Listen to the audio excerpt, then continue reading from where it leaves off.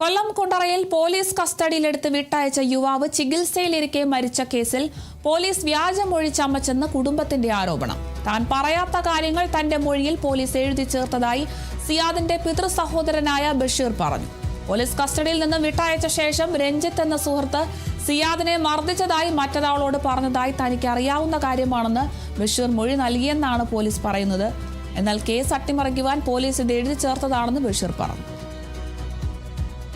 അവർ പറയുന്നത് ഇപ്പം എന്താ രഞ്ജിത്ത് എന്ന് പറയുന്നൊരു പാർട്ടി അടിച്ചെന്ന് പറഞ്ഞാൽ അത് ഞാൻ പറഞ്ഞിട്ടേ ഇല്ല. ഇവിടെ വന്നപ്പോൾ ആരും ഇല്ലായിരുന്നു.